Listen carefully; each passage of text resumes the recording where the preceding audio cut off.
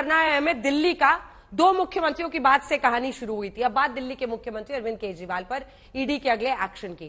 केजरीवाल एक बार फिर ईडी के सामने पेश नहीं हुए। ईडी के समन पर केजरीवाल ने अपना जवाब भेज दिया। आगे क्या होगा, केजरीवाल क्या करेंगे, इस वक्त केजरीवाल के अगले कदम को लेकर बड़ी खबर आ रही है। आपको बता दें, ईडी के समन पर मंत्री आतिशी का बड़ा दावा है। केजरीवाल को ईडी का समन न्याय संगत नहीं है। सच्चाई की लड़ाई से पीछे नहीं हटेंगे केजरीवाल। गिरफ्तारी हुई तो भी सीएम बने रहेंगे अरविंद केजरीवाल।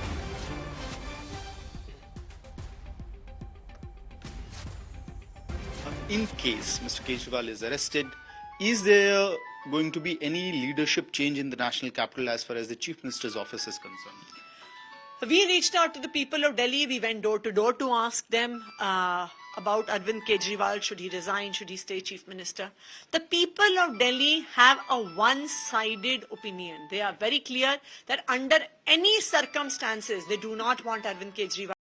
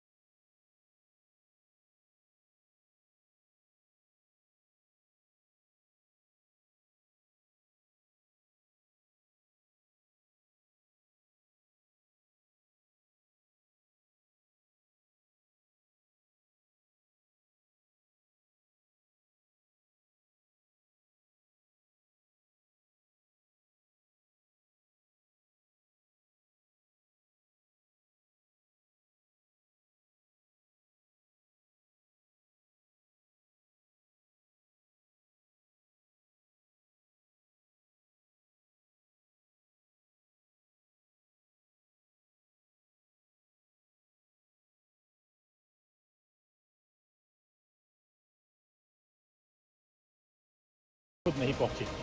केजरीवाल का खत ईडी दफ्तर पहुंचा। ईडी के समन और केजरीवाल की गैरहाजिरी को लेकर बीजेपी और आम आदमी पार्टी में तू-तू मैं-मैं का नया दौर शुरू हो गया। ईडी के अफसरों को भी पता है कि ये समन इल्लीगल है, गैर कानूनी है। अगर इसका कानून में आधार होता तो ईडी अरविंद केजरीवाल जी की चिट्ठी का जवाब क्यों नहीं देती? वो स्पष्ट तौर से समन में लिखती क्यों नहीं कि क्यों बुलाया जा रहा है? लेकिन ईडी के अफसरों को भी पता है कि समन गैर कानूनी है। थोड़ी भी मर्यादा अरविंद केजरीवाल में बची है, कानून के प्रति उनका सम्मान अभी जीवित है, तो वो जाएंगे और सारे प्रश्नों के उत्तर देंगे। पूरे मामले पर पहले आम आदमी पार्टी ने प्रेस वार्ता की, ईडी के समन की अपने शब्दों में व्याख्या की। फिर भारतीय जनता पार्टी ने प्रेस कॉन्फ्रेंस कर केजरीवाल की नीति और नीयत को लेकर गंभीर आरोप लगाए। देखिए, ये ईडी का समन एक राजनीतिक षड्यंत्र है, इससे ज्यादा कुछ नहीं है। ठीक लोकसभा चुनाव से पहले अरविंद केजरीवाल जी कैंपेन ना करें, उनको जेल में डाल दिया जाए, भारतीय जनता पार्टी को राजनीतिक फायदा हो, सिर्फ ये इच्छा है। एक तथाकथित एक्साइज का मामला जो पिछले 1.5 साल से चल रहा है, सीबीआई इन्वेस्टिगेट कर रही है, ईडी इन्वेस्टिगेट कर रही है, हजारों लोगों को ये पूछताछ कर चुके हैं, गिरफ्तार कर चुके हैं, निकला अभी तक कुछ नहीं है, कोई सबूत नहीं है। ये कहना गलत नहीं होगा,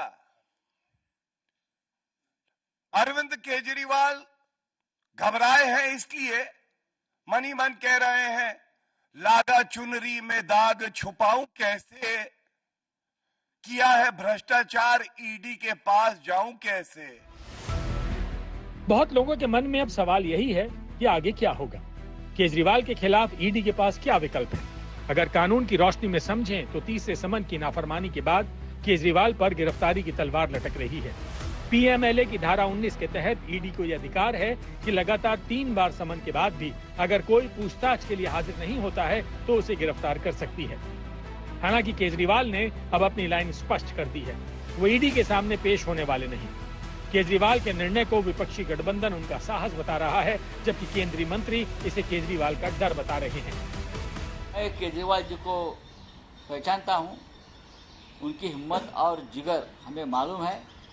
केजरीवाल किसी से डरने वाले नेता नहीं है, लेकिन आप गलत करेंगे, हाँ, आप मिसयूज करेंगे एजेंसी का और नेताओं को ईडी के दरबार में और दफ्तर में बुलाकर अरेस्ट करेंगे, तो हम विरोध करेंगे। जो लोग राजनीति में आने से पहले ईमानदारी की दुहाई देते थे, आज सबसे बड़ी बेईमान पार्टी आम आदमी पार्टी बनी है, जिनके एक नहीं अनेक मंत्री जेल में है, उप मुख्यमंत्री जेल में है। अब मुख्यमंत्री भ्रष्टाचार के मामले में ईडी के समन को बार बार नकार के हाजिर नहीं हो रहे हैं। इससे स्पष्ट दिखता है कि कहीं ना कहीं दाल में कुछ काला है, या तो पूरी दाल ही काली नजर आती है। केजरीवाल के जवाब के बाद ईडी के टॉप सोर्सेज से बड़ी खबर आ रही है। आपको बता दें, केजरीवाल के खिलाफ कार्रवाई की तैयारी में है ईडी। हिरासत में लेकर पूछताछ कर सकती है ईडी। 3 समन के बाद भी पेश नहीं हुए अरविंद केजरीवाल। ईडी के पास पुख्ता सबूत होने का दावा है। मुनीश हमारे सहयोगी मुनीश पांडे इस खबर पर जुड़ रहे हैं। क्या गिरफ्तारी संभव है मुनीश पूछताछ के लिए, क्योंकि खुद तो पेश हो नहीं रहे? जी बिल्कुल अंजना, देखिए ईडी के पास में कई विकल्प मौजूद हैं। या तो वो कोर्ट का दरवाजा खटखटा सकते हैं, लेकिन ईडी के पास में यह भी अधिकार है कि वो अगर अरविंद केजरीवाल को गिरफ्तार करना चाहें सबूतों के आधार पर, तो उनकी गिरफ्तारी कभी भी हो सकती है। ना तो उन्हें कोर्ट जाने की जरूरत है, ना तो अगली बार और समन यानी कि चौथा समन देने की जरूरत है। ये मैं इसलिए कह रहा हूं क्योंकि ईडी सूत्रों से जब मैंने बातचीत की तो उनका साफ तौर पे मैंने समझने की कोशिश की कि आखिरकार अरविंद केजरीवाल के खिलाफ में क्या सबूत मौजूद हैं, और इसके पहले जो गिरफ्तारियां इस मामले में हुई हैं, अगर उनसे उनका तुलना किया जाए, सबूतों की तुलना की जाए, तो उसकी तुलना में कितने ज्यादा सबूत हैं। तो मैंने संजय सिंह को लेकर बातचीत की कि संजय सिंह की तुलना में क्या अरविंद केजरीवाल के खिलाफ में ज्यादा सबूत मौजूद है। अधिकारियों का यह मानना है कि संजय सिंह के खिलाफ में जितने सबूत ईडी के पास थे, जिनके आधार पर संजय सिंह की गिरफ्तारी हुई थे, उससे कई गुना ज्यादा सबूत अरविंद केजरीवाल के खिलाफ मौजूद है।